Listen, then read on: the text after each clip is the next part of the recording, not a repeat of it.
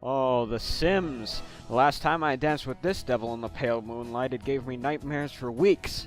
Though, I still feel like I hadn't taken it quite far enough in The Sims 3. Like there were boundaries I hadn't pushed, possibilities I hadn't explored. Fear not, however, as my insatiable masochism has drawn me towards the next title in the series.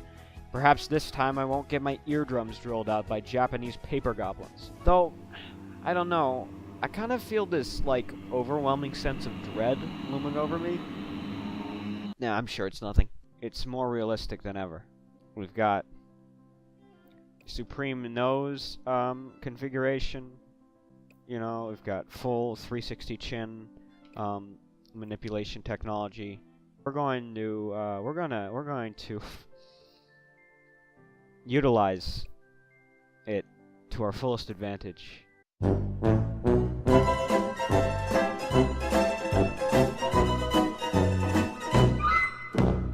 After hours and hours of both physically and mentally taxing labor, I was finally able to bear the fruits of my shoddy workmanship.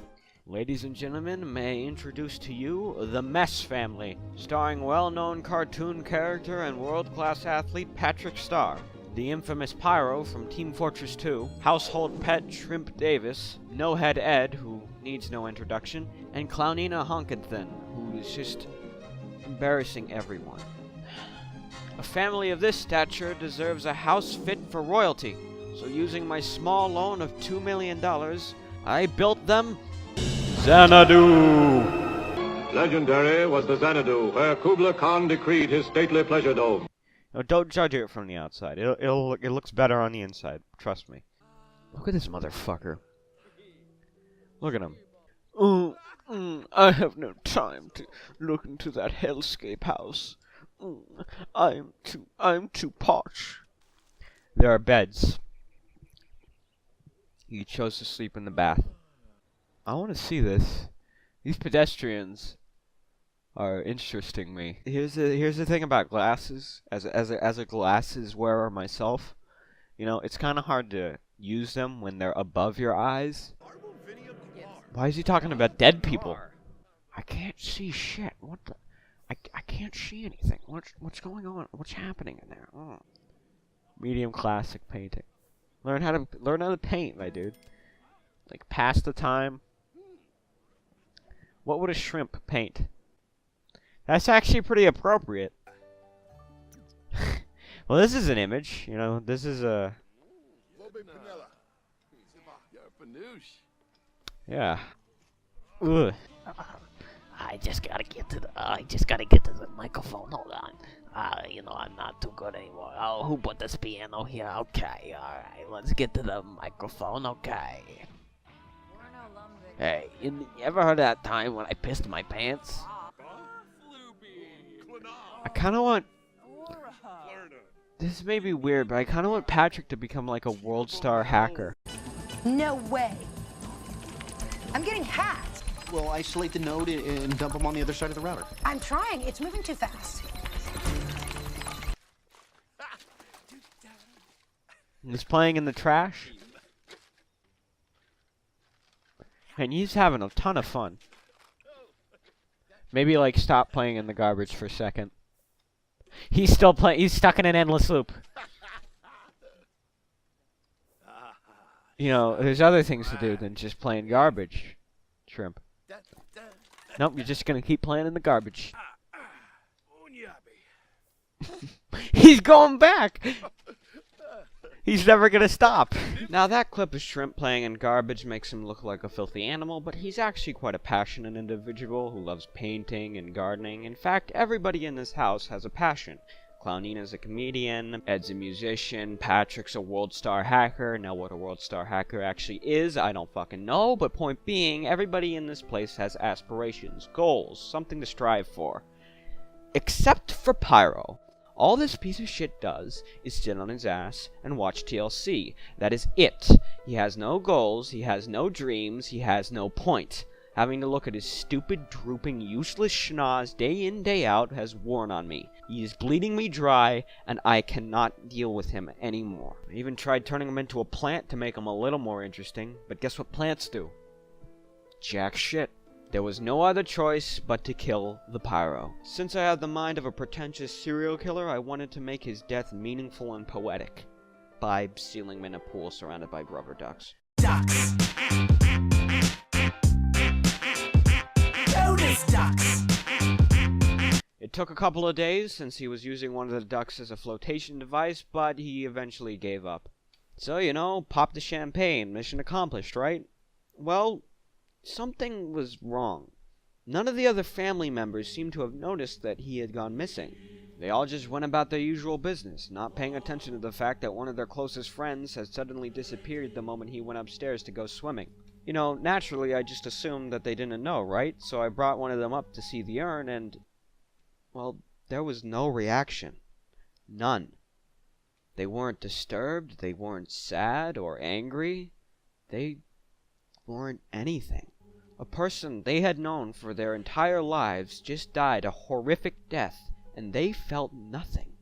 Not one of them. I felt extremely conflicted. On one hand, I was glad Pyro was dead. I mean, he was a freeloading dipshit, but on the other, these people, who I thought I knew inside out, were completely unaffected by the death of a loved one. It was at this point that I realized what I had created was not a family of lovable freaks.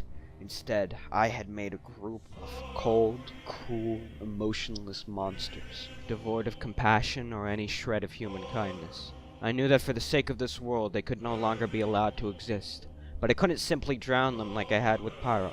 No evidence of their presence here could be preserved. No, they needed to be burned. But to start a fire, one needs a match, so I bought a grill and moved it inside, with the hopes that a good old-fashioned American barbecue would be the catalyst to set the gears in motion. However, a negative feedback loop soon cropped up. You see, every time a sim performs an action, they gain skill in that specific area, meaning the more times a sim does a specific action, the better they get at it, meaning that every burger grilled without a third-degree burn decreased my chances of turning this place into a smoldering pile of ashes. I was getting desperate. I bought more grills. I lined them up side by side. I got more untrained sims to barbecue 24/7. I even brought in people from the streets to barbecue alongside them. But nothing seemed to work. The house was filled wall to wall with plates of uneaten hamburgers and hot dogs. The stench was unbearable. The sink broke, spraying their sweat-covered, overworked bodies with murky, unfiltered sewage water.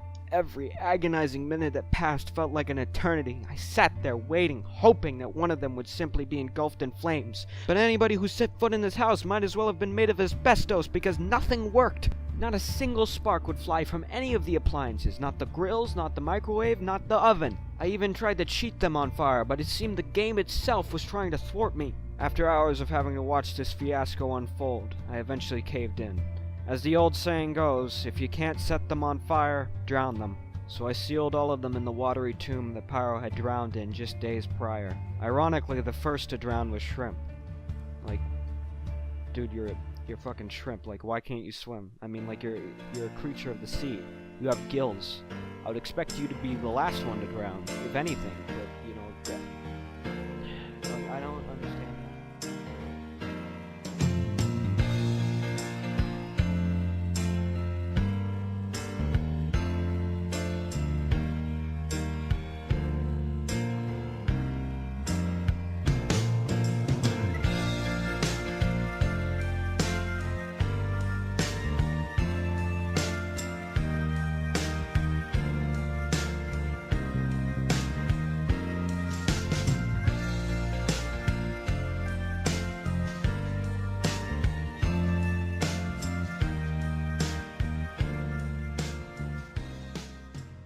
To create life from nothing, to build a living, breathing, thinking being from thin air is a responsibility far too great for humanity.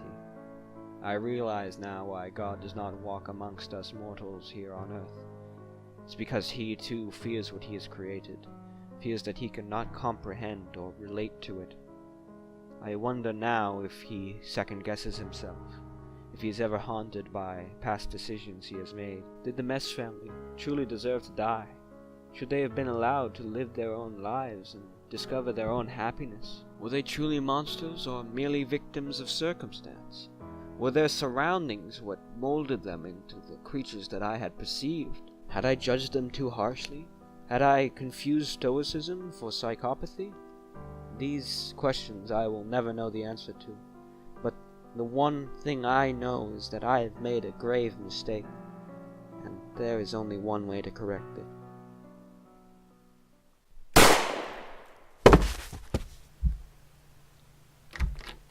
Ah, shit. Maurice! One of the clones got out again. Thought you locked the door. Ah, shit.